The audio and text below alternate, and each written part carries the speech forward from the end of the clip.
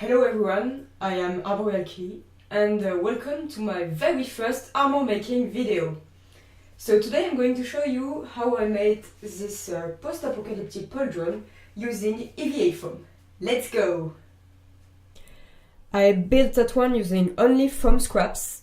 I didn't have a reference, I didn't even draw a pattern, so this video isn't about patterning, I'm sorry. What I had in mind was an armor piece made with scrap metal, random shapes. If I wanted to cut precise shapes I would use a scalpel, but here I'm just messing around with some scissors. The thickness of the foam I'm using here is 5mm. It's high density EVA I buy online from cosplay shop Select Style. It's in Belgium. But you can make great things out of puzzle floor mats as well. So I'm just cutting random shapes in the foam and jagging up the edges with a rotary tool. I think it suits the battered, rusty look I am trying to achieve here.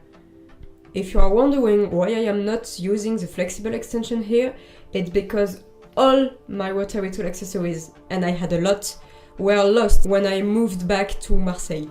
By the way, do not forget to wear protection, a respirator, safety glasses, earmuffs, gloves, depending on the tools and chemicals you are using, because accidents happen. I am going to assemble the scraps I just cut until I am happy with the shape of my pauldron. Once again, I'm sorry about not drafting any patterns for this build, but if you're interested, I could talk about it in another video. You can use whatever glue suits you. I am purposely making a mess with my hot glue because it adds to the dirty, damaged look I am aiming for. If you're building something that needs to have clean seams, you might want to switch to contact cement instead.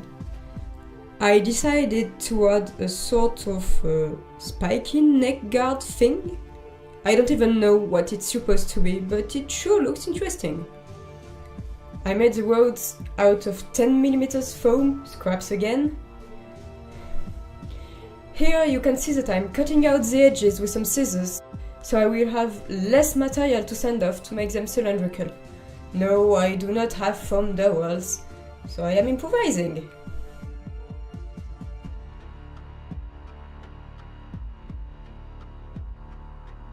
Just adding some damage here, since it's supposed to be rather corroded. Yay! Heat shaping! You can improve the look of this kind of piece by heating them and rolling them with your hands like you would do with thermoplastics. It works with bowls and cones as well.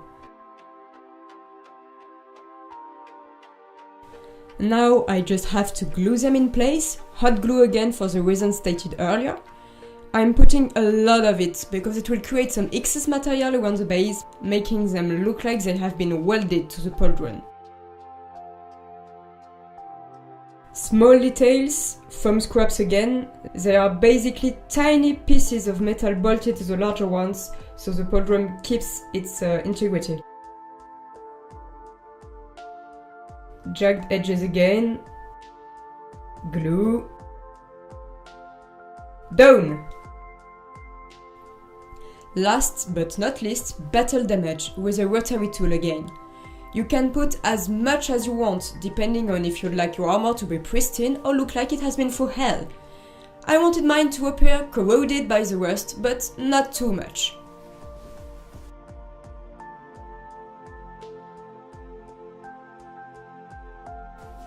Heat shaping, because it wasn't curved enough in my opinion.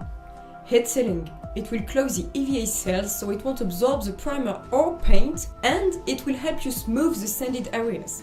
Well, here I obviously don't need to, but for cleaner builds, heating up the sanded parts and smoothing them with your fingers will make a big difference. Let's add some rivets. You could use upholstery nails, googly eyes, beads, make them out of foam, thermoplastic, 3D print them, mold them and cast them. I use all these methods depending on what I find suited for the prop I am building. But today I am going to make them out of hot glue to deliberately make them uneven. It creates a lot of glue strings if you are not careful. I only use the hot glue rivets on heavily damaged pieces because the result is far from clean, mostly because of the decaying state of my glue gun and my unsteady hands. The foam build is done. I am now going to prime it. My favorite primer for EVA is Flexbond. You can use whatever you like, PVA glues, Plastidip, FlexiPen, latex to name a few, as long as it is flexible enough, otherwise it might crack. I am applying one layer, not so thick as it might drip. You can thin Flexbond with water, I usually choose not to.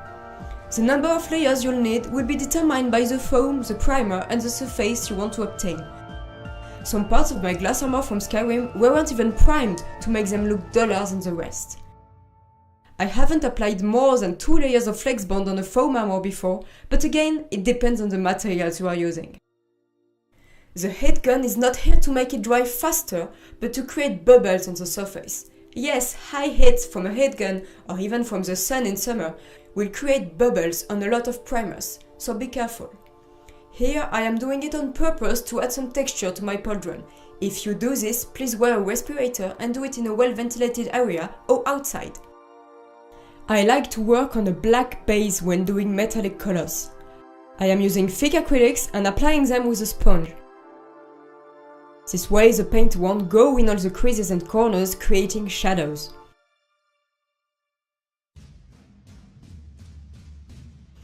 I wanted some of the areas to have black and yellow stripes, so I painted the yellow first by dabbing acrylics with a sponge, and then masked some of the areas with painter's tape and added black to create the stripes. Be careful, the tape might tear off some of the paint. You can make it less adhesive by sticking it on your clothes first, some particles will stay on the tape and it will stick less, or use tape meant for delicate surfaces. It should have a different color, in my country it's blue. And now my favorite part, rust. I have 2 options here, real rust with oxidized iron powder or fake one. I have tried both and this time I am going to show you the fake rust method. All you need is to create a grainy texture with sand, for example. Today I will be using dirt. I applied Flexbond where I wanted the rust to be, because it was already on the table, but any white glue will do, and then threw some dirt at it. Yes, I am making a mess. The good thing with dirt is that it is already brown and it's a good base color for rust. I picked some shades of brown and orange and mixed them until I was happy with the color.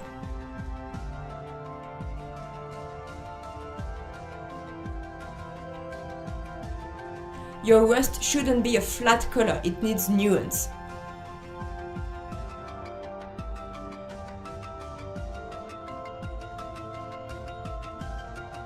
I lightly brushed the paint I had left on the rest of the metal to weather it.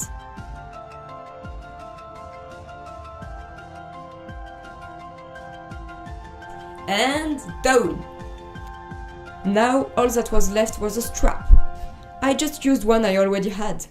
The good thing with post-apocalyptic armor compared to some of the fantasy designs I've seen before is that attachments can be visible. Keep in mind that hot glue doesn't stick to everything. Make some tests first to make sure not to lose your armor on the convention floor. This video is coming to an end. I really hope you enjoyed it. Please let me know in the comments if you'd like me to make more, and if so, what they should be about. See you next time!